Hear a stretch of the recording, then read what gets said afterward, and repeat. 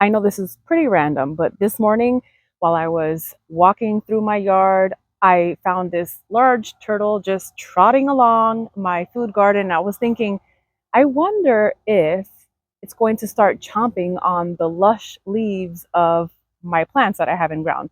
So I was just watching it because I absolutely love turtles. So my curious self decided to film it, but let it do its thing. And as I was recording it, I stumbled upon some random little wild blackberry canes just tucked away in the back of my food garden, minding their own business. Mind you, it hasn't rained here in over a month. We are in the driest period of the year. We don't really get much rain from December to May, and we're in April right now. It is super droughty. Yet they're all there, just flowering and fruiting away.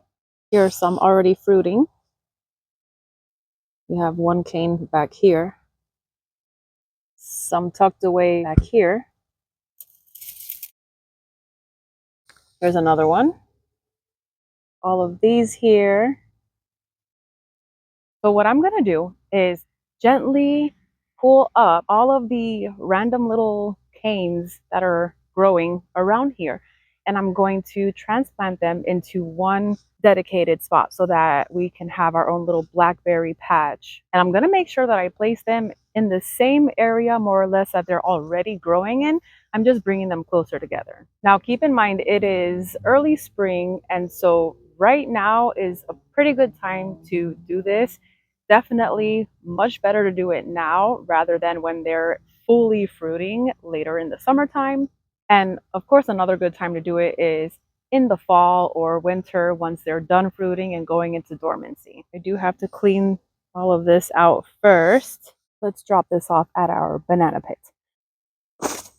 So I wasn't just happy to find these little wild blackberry canes because it's free food. It made me super happy because it reminded me of many years ago. We were living in our old house, and my husband and kids were dirt biking along the trails behind our house.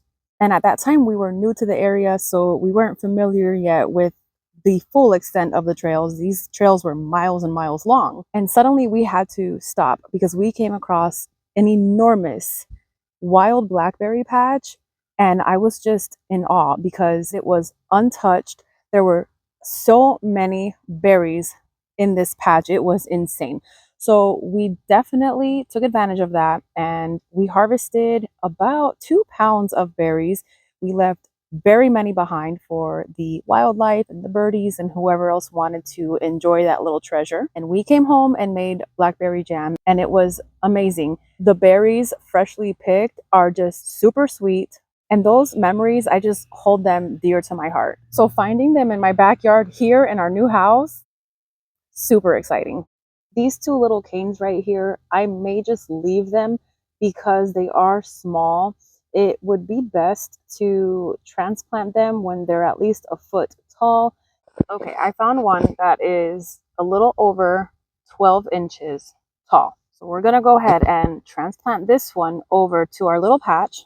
The ideal situation here would be that I do this nice, beautiful little round digging, get up underneath most of the roots, and dig it up with all of the soil intact to try to disturb the roots as little as possible so that we can reduce transplant shock. However, I'm not sure if you've noticed what soil. What are we talking about? This isn't soil. This is sand. Parched, dehydrated sand. So what's probably going to end up happening is I'm going to make that effort. And when I try to dig this up, all of the sand is going to just fall down, exposing the bare roots of this cane.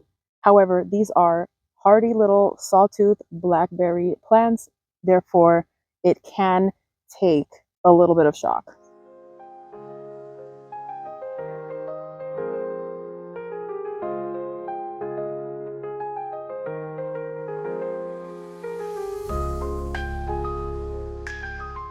Ideally, this process should be done either during a very rainy week or in the evening time when the sun is down, because again, we're trying to reduce as much shock as possible.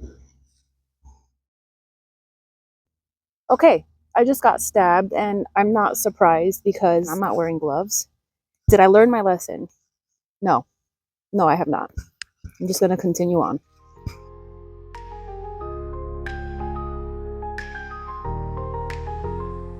Check this out. If you've never seen how these grow and why they pop up randomly, is that they have this long root that grows horizontally along the ground. And along the main root, you'll have more roots shooting up, eventually forming new canes. Now, please don't judge me for not being scientifically correct with the names and what these roots are actually called. I really honestly don't know, but I do know more or less how they grow and why they pop up randomly in different locations.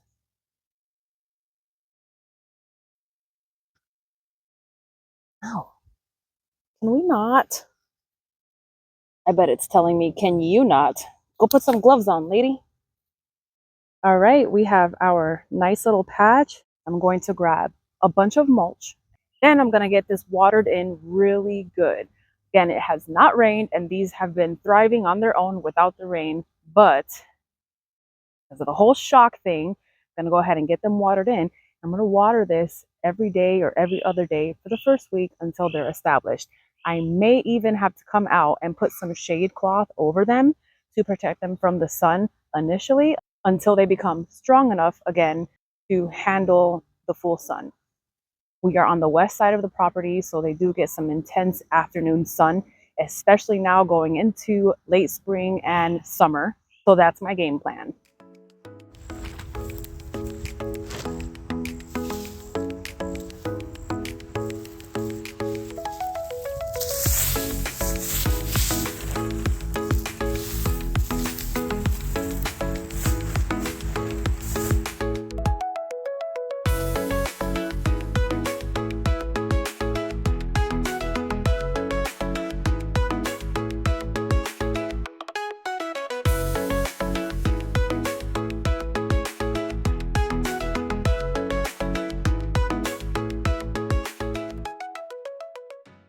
It's such a simple act, really, but it brings me so much joy. If you've ever discovered something wild growing in your yard, let me know. I love hearing stories like these. Maybe it's not even in your yard. Maybe you were out foraging or out in the woods taking a hike. I'm sure anybody watching would love to hear your story, and I appreciate you being here for mine. If you liked this video, please give it a thumbs up and subscribe for more videos on organic gardening and food forest startups.